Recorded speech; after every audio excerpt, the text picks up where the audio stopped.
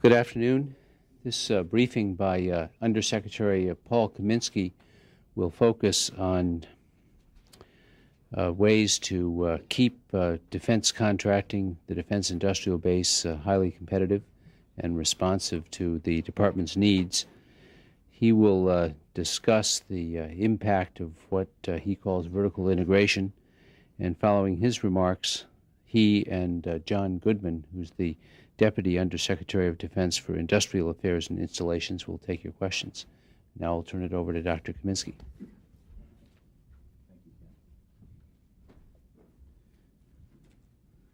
I'm pleased to release to you today the Defense Science Board report on vertical integration and supplier decisions. I've read the report, I endorse the report, and I have directed that their recommendations be implemented fully and immediately. Today I want to tell you a little bit about their findings and then also what we're doing about their findings. Let me start off by telling you what I mean by vertical integration, if I may. A vertically integrated firm, a fully vertically integrated firm, would produce the entire system, all the subsystems, all the components, and the like. Whereas a firm with a lesser amount of vertical integration would buy subsystems and components for other firms. This next chart really provides some of the motivation for why this issue of vertical integration was a concern and why I asked for this study. We have been allowing natural market forces to shape the future defense industry, but we have been taking the steps that we needed to be sure our defense products or competition wasn't harmed in this process. Since 1993, we've taken several actions with this purpose in mind. I know many of you are familiar with these actions. We've discussed them in the past. These include developing a policy and an active process to assist and work with our antitrust agencies in reviewing proposed defense industry mergers and acquisitions. We've been doing this in a systematic way. We established the policy and the analysis process to guide DoD managers in determining when they must take a special action to preserve an essential defense capability that might otherwise be lost. And we've also revised our policies to require our weapon system acquisition managers to more actively assess industrial capabilities for their programs. We've also studied several major platform sectors to look at the industrial base. We've looked at helicopters, bombers, tracked combat vehicles, to name three, and we're increasingly studying key supplier areas. For example, one of the ones we've looked at recently are microwave power tubes, and we've also looked recently at radiation-hardened integrated circuits. The evidence suggests that our measures thus far have been successful. We're realizing substantial cost savings from the restructuring of our industry, and we still have access to the industrial capabilities we need.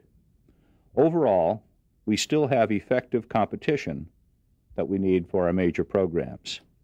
This new DSB report describes our role in the antitrust process as working well and effective. May I have the next chart?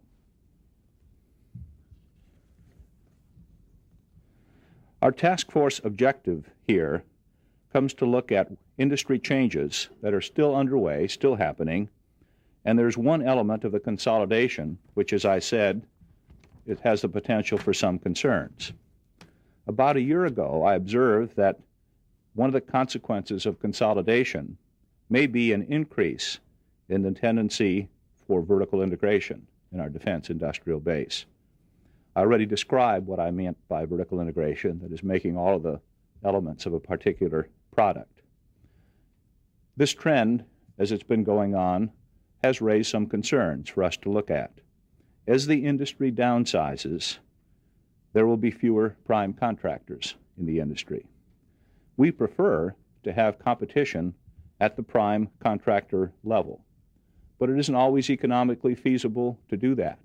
That is, our buying rate might be such, for example, in areas like tanks, where it just is not economically feasible to keep two full primes in production.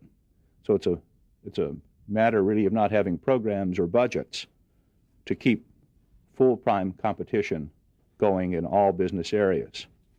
If we therefore have limited competition among our prime contractors, then what we will want is vigorous competition at the sub-tiers. That becomes more important to us to ensure we have competition at the sub-tiers.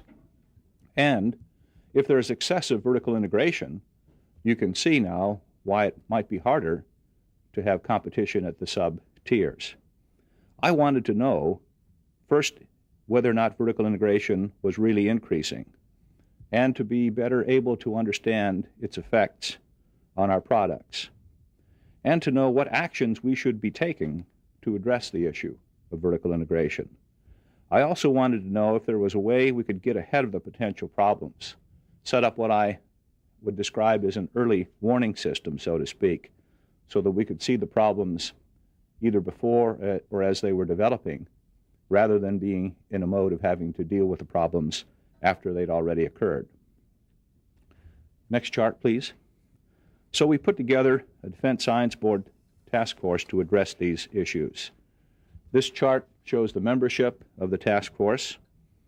With us today is Bill Howard. Bill, would you stand, who chaired this effort?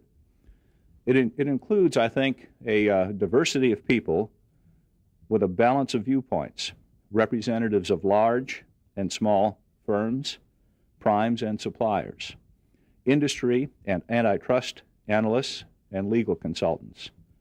The task force first began meeting in September of last year, and they continued meeting through January of this year, interviewing dozens of representatives of industry, government, and academia. The resulting report reflects their consensus on this complex and somewhat controversial subject, and I recommend the report to you to read it in a little more detail. If I may go now to their findings. What the report tells us first is that the task force found that some major defense firms are now more vertically integrated today than they were in the past. It helps in discussing this to picture the industry in terms of how they order themselves in supplying products. We contract for weapon systems from the prime contractors here at the top of this notional pyramid. The primes buy products from their various suppliers, who in turn buy from other suppliers. We call these tiers here, as shown in the pyramid, and each tier represents additional engineering or product value added of some sort. The task force found several firms who traditionally performed at the prime contractor level now have increased their capabilities in the first, second, and the third tiers. These major systems, subsystems, and components are critical to our weapon systems' cost and their performance. Many such areas, more traditionally provided by suppliers, can now be produced inside the several firms that also build platforms. The DSB findings are that, first, the task force does not believe that firms in their consolidation have been purposely pursuing vertical integration as a strategy. Generally, firms appear to be buying business units to diversify and to gain horizontal product synergy, to be able to share overhead functions, for example, in supplying different products, to amortize, to share that overhead base. And their assessment is that vertical integration and vertical capabilities have largely been a byproduct of the deal of consolidation. The good news is the task force also found very little evidence that the firms are using their newly acquired internal vertical capabilities to harm defense products or other defense firms today. However, the task force, validating my early concerns, believes that vertical integration poses potential future concerns for our defense products. The climate has changed. Industry is more concentrated today. There are fewer new DoD program opportunities, and our budget is not growing. This potentially static business climate might, in the future, encourage firms to leverage their vertical business units for competitive advantage. In doing this, firms may disadvantage their competitors or other sub-tier suppliers. Over time, this could, in fact, reduce competition and innovation for our important defense sub-tier products. The task force looked at how our current processes deal with vertical integration. It concluded that our process to work with our antitrust enforcement agencies is today effectively addressing vertical concerns that arise in proposed mergers and acquisitions. The task force also confirmed that we are asking the right questions when we look at vertical concerns in proposed transactions. Although our antitrust review process has been judged to be effective, on the other hand, the task force concluded that we are not as well postured in our ongoing acquisition management processes to deal with this issue. DoD acquisition managers may have difficulty today identifying evidence of a growing vertical integration concern. We need to be better able to identify and address the problems that may emerge as a result of vertical integration during our ongoing acquisition process as it runs. The task force here recommended several actions we could take to improve our acquisition processes in this regard. After a careful review of these recommendations, I now endorse them and have directed our acquisition authorities and policy organizations to begin implementing them. I'd like to describe the major issues raised by the task force and then our actions to respond to them. The first one really deals with visibility. The task force concluded that DoD may have difficulty identifying the problems that could be emerging due to vertical integration, due in part to our reductions in people in our acquisition system and to some of our oversight reforms. Today, our managers have less interaction with suppliers below the prime level than they did in the past. Here we need to consider the example of successful commercial firms and how they're dealing with these issues. They are delegating more of the job to their first-tier contractors. But while they're doing that, they are increasing their visibility of the lower-tier suppliers to protect themselves. And they are especially doing this in areas that are critical to product cost, quality, or performance. So they've set up a means to, in essence, actively surveil these areas that are critical to them. I have now initiated several actions that will work to increase our visibility in a similar way. First, I've asked our corporate DoD industrial office, led by John Goodman, and I credit John really for most of the work in coming up with the policies to implement these recommendations and also for having worked with the task force here these several months. I've asked John to monitor selected sub-tier product and technology areas, those satisfying that same kind of commercial criteria really important to product cost, quality, or performance. I've asked John to monitor those on an ongoing basis and to assist our acquisition program personnel to improve their supplier insight. To select important areas to monitor, John will be working with our DoD program and our technology representatives. He will also be consulting with industry in this process. It's very key. We would also like for industry to identify vertical integration problem areas. Now, one of the issues here is firms are reluctant to report exclusionary behavior on the part of other firms for a whole variety of reasons. I've asked John to establish a focal point that firms can contact to report problems or issues with guaranteed anonymity in being able to do that. So we have some element of this early warning net as a means for people who see problems affecting their business to be able to report it. Second, I've asked our acquisition program managers to increase their scrutiny of prime contractors' proposed supplier choices and their teaming arrangements. In fact, this is an area where we've already taken some action. In a recent NRO competition on the imagery architecture of the future, we prohibited exclusive teaming in some key technical areas that, in our judgment, inhibited free and open competition. The net result was that we are able to get more and stronger proposals by stopping this exclusive teaming.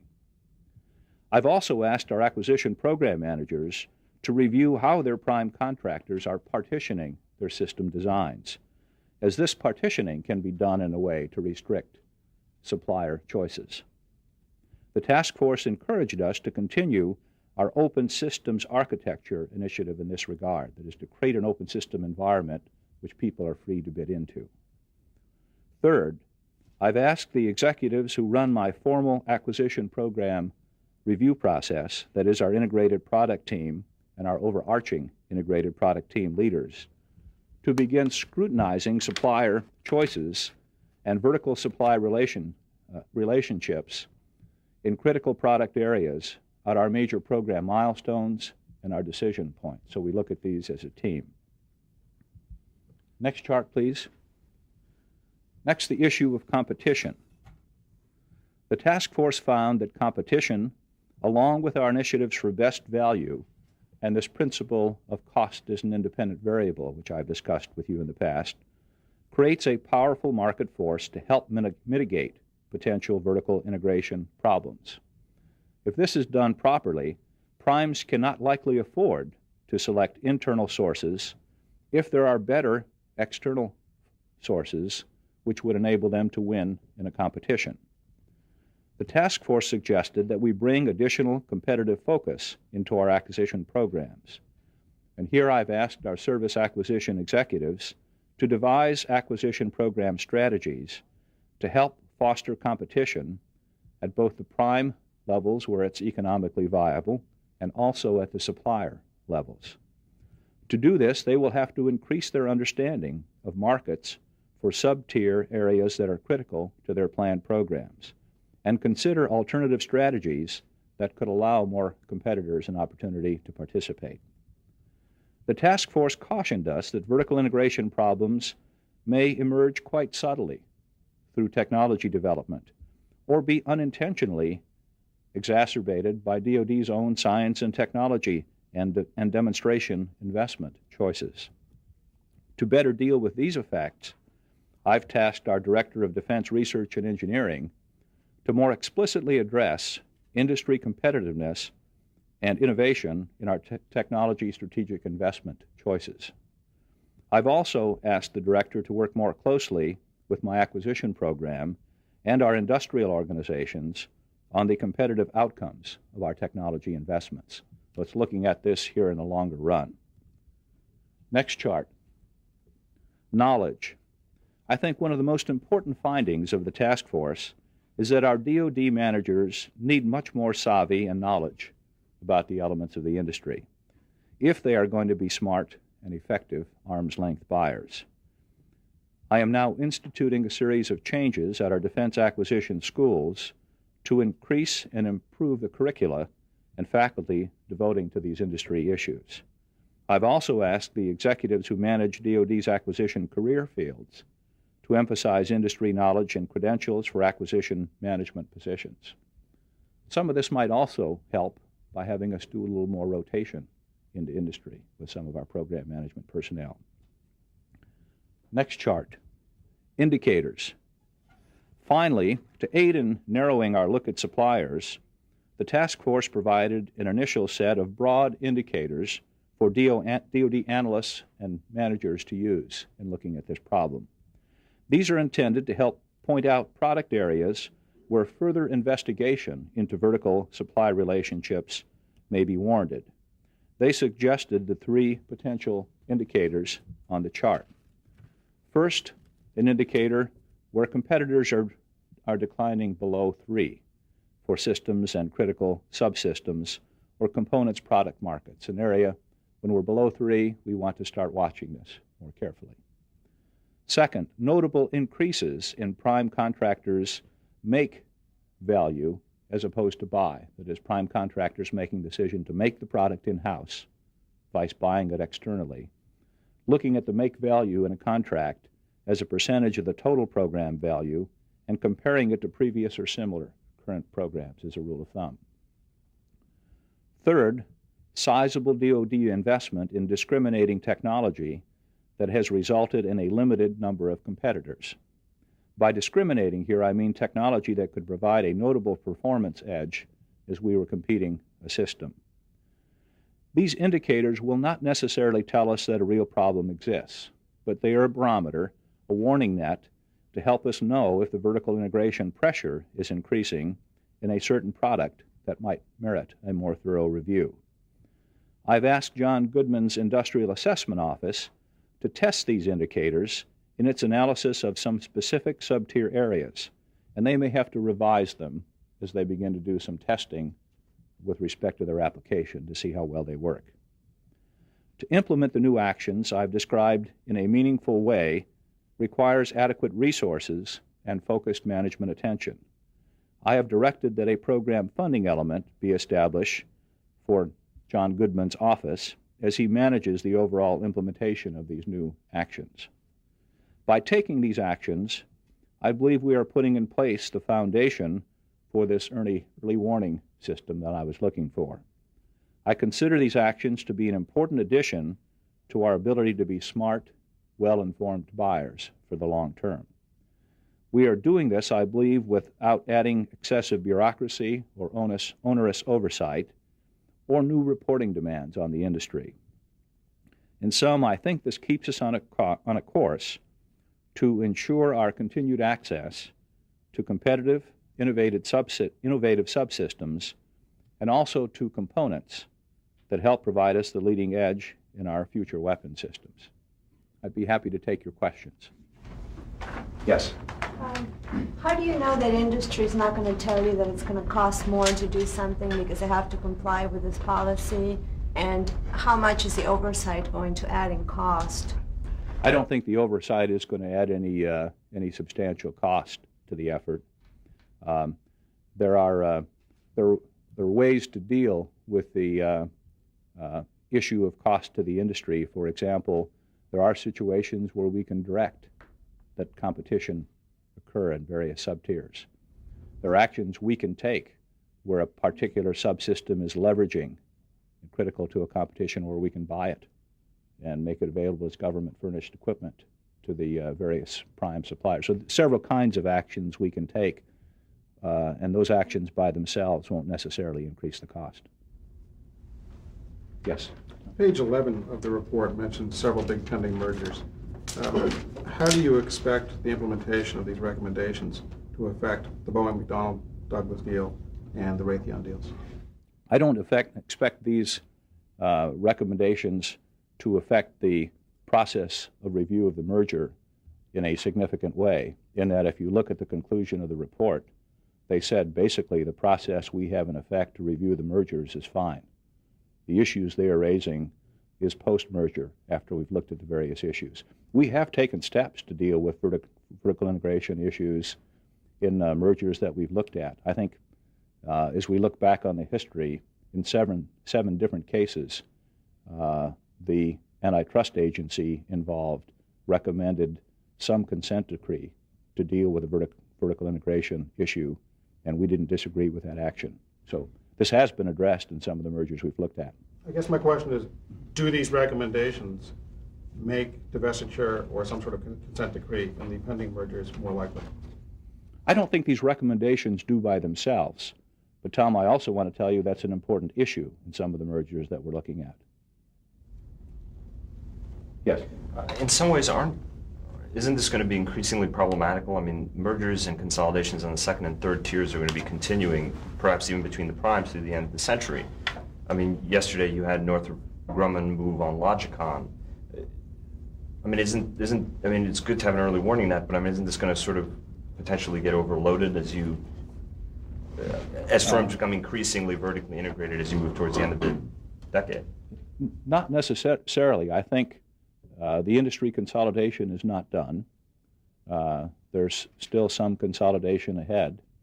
That particular acquisition of Logicon isn't necessarily a principal vertical integration move. I would tell you that as I look at the trends and tendencies in commercial industry, most commercial companies are moving to a smaller number of suppliers. but they are not increasing their tendency to vertically integrate. In fact, in most cases, quite the opposite. Yes? You mentioned it a little bit. R&D and the lack of competition has been pointed out as something that is going to be affected by this. You know, you don't have the competition. There's not the incentive to be as creative. You talked about this briefly, but how, could you give us a little more detail of how you're going to encourage this innovation? Some examples as to how you might create some competition. Mm-hmm. The whole process we have in place for ACTDs, if you think about that, brings some of this to bear. It creates room, in many cases, for smaller companies to come forward with a different idea, a different way of performing a current mission. Replacing a manned aircraft, for example, by an unmanned, taking on a job from a different perspective. That's a good example of what I mean by a longer-term technology investment or demonstration to create a dissimilar competition for a particular capability. That's a tool that I think we can use from time to time. It's a tool to reach out to smaller companies to provide some base. There are situations where teaming between larger and smaller companies may make some sense in aspects of doing this. I think my bottom line here is, though, that this is something that's going to have to be actively managed over a period of time in our whole acquisition system. We're going to have to give more attention to this downstream in our acquisition system. It was really a fact of life of what a given budget will support in terms of a number of suppliers. Yes? Perhaps one of the best examples of a large, vertically integrated defense company is Lockheed Martin. Have you found any examples in which Lockheed Martin has in any way disadvantaged lower-tier competitors? I have not found any examples in which they've done that today with lower-tier competitors. In fact, for a company to be competitive, they actually have to be careful about that. Because, for example, if they are disadvantaging lower-tier competitors who have a better product, what they're doing is driving those lower-tier suppliers to a competitor. And if they're not being fair with those suppliers over a period of time, those suppliers will take their business elsewhere. So there is some balance to be performed in this process overall. Yes, Follow Tom? up on that. If a company decides to perform work in-house, even though it's, say, more expensive, but simply to keep a line warm and to keep those people on the payroll, would DoD in the future step in and say, no, that's not competitive? You can't do that? What we want, Tom, is a set of conditions so that we can see that happening. I'm not prepared to tell you yes or no what we would decide in that situation. In the short term, that might be a fine situation, a lower cost. In the long term, it could lead to an anti-competitive situation. So it really does depend on the details.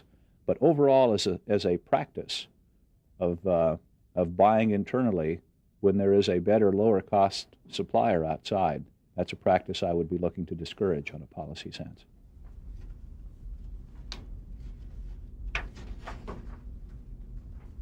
Yes, Tom. Since you mentioned the budget, I can't help but ask you to put on your acquisition hat and ask you about the defense budget in terms of a balanced budget. If you get a balanced budget agreement, how is that going to affect DoD acquisition over the next 5 years? It's not really clear to me ultimately on that, Tom. We have been working in the QDR to stabilize our acquisition program, to be able to deliver some growth in the acquisition budget that we've been talking about. I do expect us to do that. Even within the context of a balanced budget? Even within the context of a budget, of a balanced budget. Yes. You mentioned that you have to train your program managers to be more in touch with industry issues. With the sub-tier suppliers. Yes. How are you going to do that in the short term? I know in the long term you're going to do that through the schools, but how are you going to do that immediately? We won't be able to do it immediately in the short term. We'll be able to do a little case study work. Here's a place where we may be able to leverage a little bit off some of the commercial lessons learned, to be able to do a little interaction with commercial companies. But it takes time to propagate this through a whole acquisition workforce. That's one of the reasons, as we are looking at our defense education structure, I believe we have to have a more responsive structure. We need to be able to take education and training to the workforce at the work site. We'll get a better response time by doing that, rather than people having our program managers queue up with a 2-year waiting list to go to an acquisition school. We need a little more responsive education system, using our science and technology to actually take the education and the training to the field. That will help us deploy this more quickly. Yes?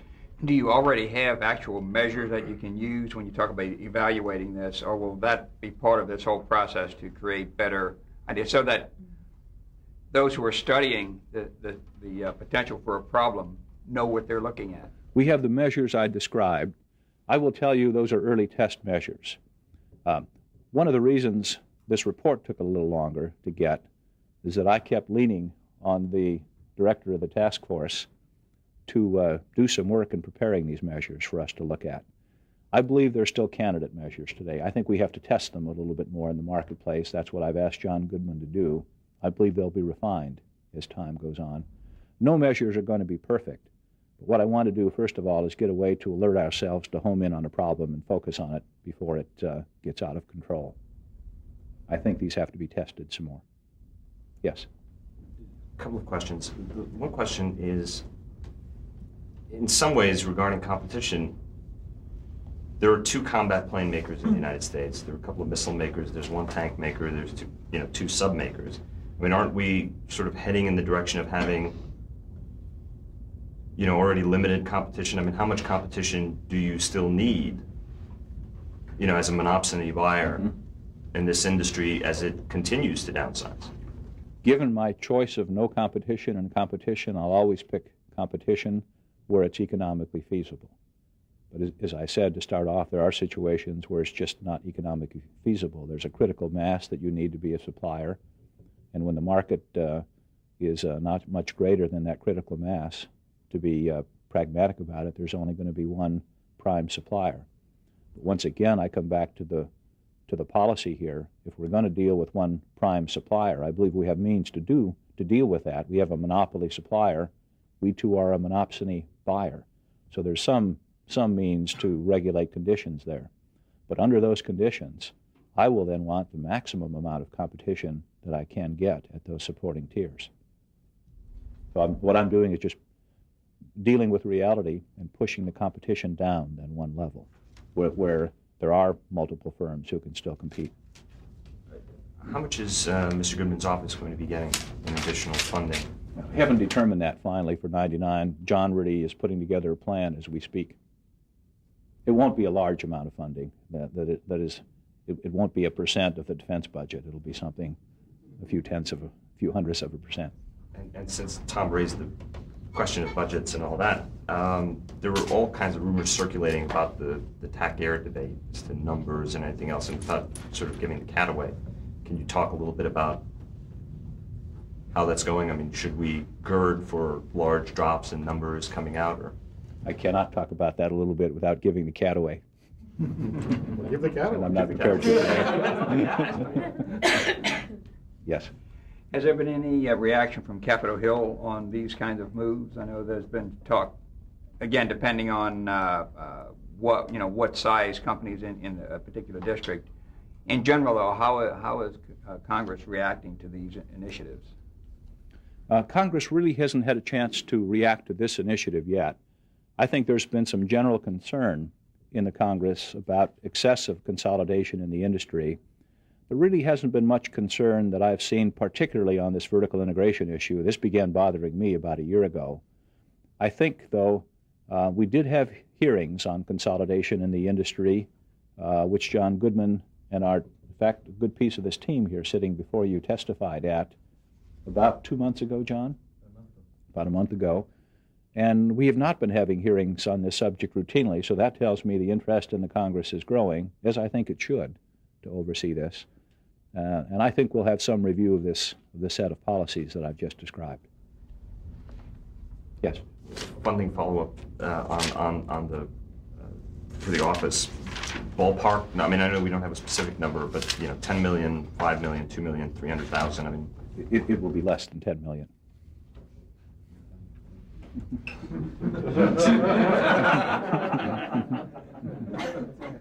Tom. You mentioned divestitures as a concern in the pending mergers. Can you be more specific about which sorts of divestiture, which sort of divestitures are being considered in which mergers? No, you mean those under current review? No, I can't. I really don't want to comment, Tom, on the ones that are currently under review.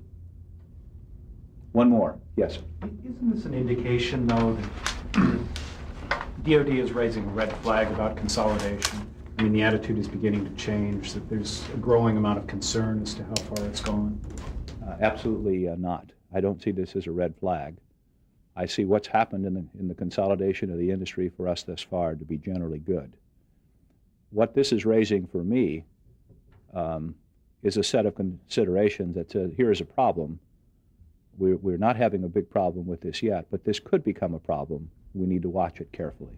Can you specify what sort of areas you see potential problems? It's in areas where there is a critical enabling component, for example, or let's look at some of the areas that we've looked at recently, microwave tubes. If we saw a situation develop where a company developed an internal capability to supply microwave tubes, and through that process basically pushed out all the other competitors, they would then have an unfair advantage as a prime. And even though we were trying to conduct competitions as a prime, if they teamed exclusively with themselves, didn't offer that microwave tube to other suppliers, we would be having a problem. Okay. Thank you very much. Thank you.